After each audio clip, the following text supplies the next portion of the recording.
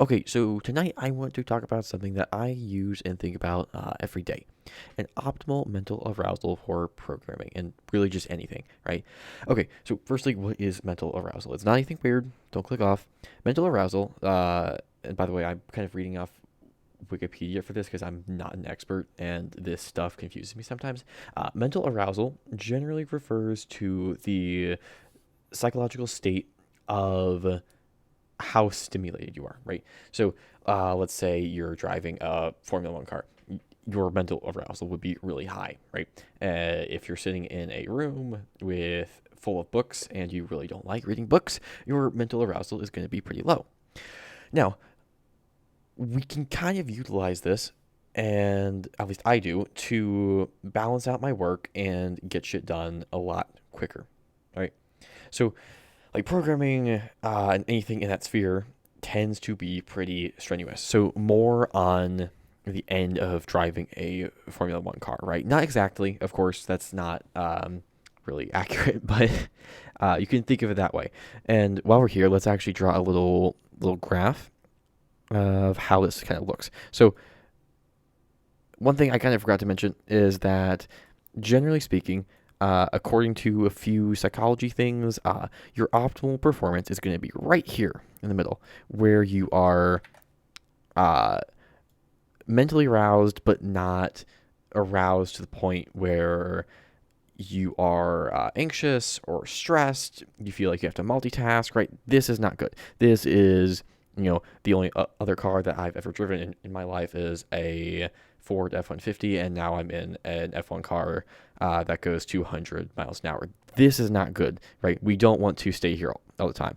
We also don't want to be sitting in a room bored all the time. This is not good either. So here, we're going to try a little book. We're going to do a little, that is, I don't want to talk about that. And this is our Formula One car.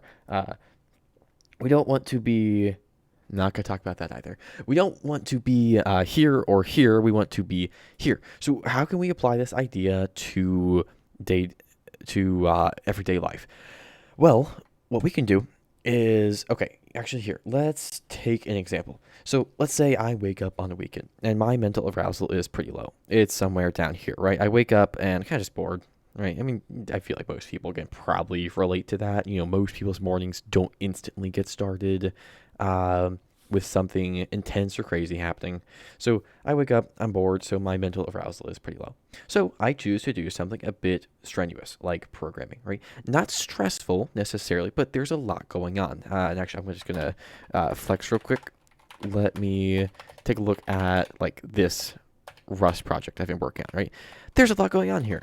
Is it stressful? No, but there's a lot to think about. There's a lot of information coming at me, right? I'm still learning Rust. I'm still learning a lot of these things and how to work with these protocols at a low level. It's kind of strenuous. So as I progress throughout my day and throughout my programming session, my mental arousal slowly goes from all the way down here, and it inches its way up to here where I'm optimally aroused, and it keeps going, right? It gets all the way, probably like over here. This is not an exact measure, obviously. I'm not a psychologist. I don't know anything about this. I've just taken a high school level psychology class. That's about it. But my point is, at some point, I'm going to get all the way over here, right? Where I've been doing something strenuous and kind of stressful for a while. Not exactly stressful, as I just mentioned, but, you know, definitely a little bit too focused on what I'm doing. Uh, so I get over here and, there's just too much going on. So most people, and actually not most people, some people would say, okay, well, let's take a break. Let's watch TV. Let's, read a book, something like that. Go outside, get some fresh air. And yes, that totally works. Don't get me wrong. And that would take your mental arousal all the way back down to here, maybe. And then you could start programming again, and get back up to here at some point, and then get over here, right? But that isn't completely effective all the time, right? Sometimes you're really busy and you just don't have the time to do that.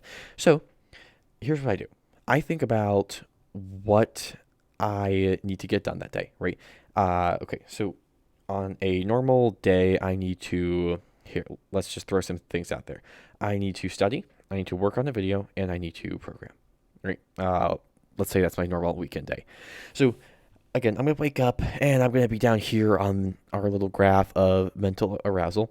And I'm slowly going to work my way up to here and then over here where I'm a little bit too mentally aroused. So let's do something monotonous. If I'm over here, let's work on the video.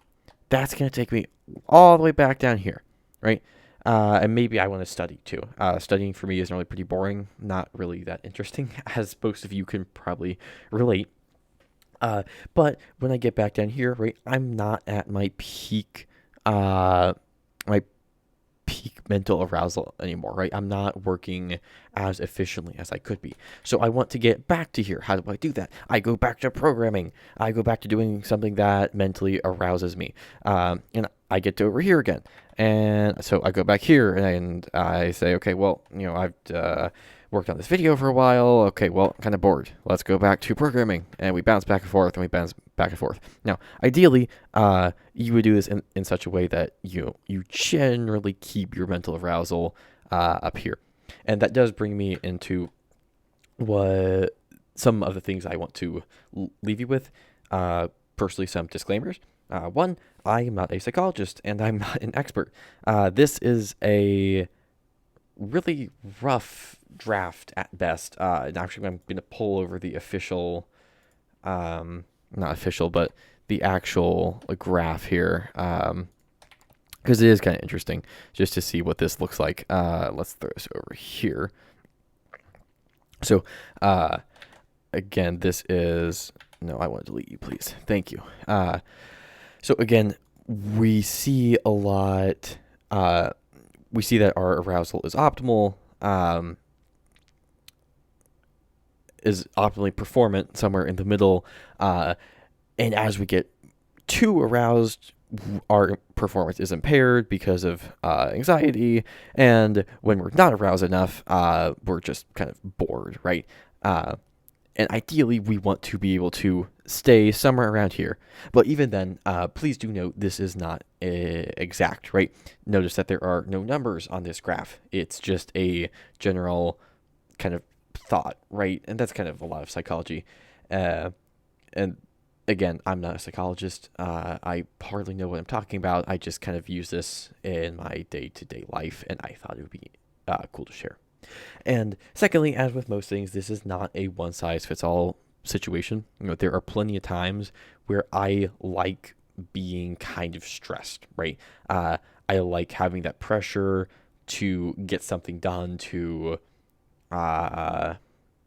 just get whatever I'm doing done in a really neat and concise way. And I could go on a whole rant about how I like doing things, but you get the point. Sometimes it's just nice to do something in a really fancy way. But that kind of means that I don't always use this, right? I don't need to always be trying to bounce back and forth, right? Sometimes I like kind of being over here on this side, closer to our little Formula One car that we have on this nice little graph down here. And that also means that sometimes I like being a bit bored, right? If I'm really tired, I kind of just want to sit and watch TV or YouTube. I don't really want to do anything, so I'm going to be, a bit more over here on this side. And finally, I want to leave you with this little question. Do you find yourself doing this at all? Whether unconsciously or consciously, do you like bouncing between things? Do you like being stressed? Do you like being a little bit bored? And if you don't already do this, are you going to try after this video? Anyways, that's about it. I hope this might have helped you. If it did, leave a comment, I guess.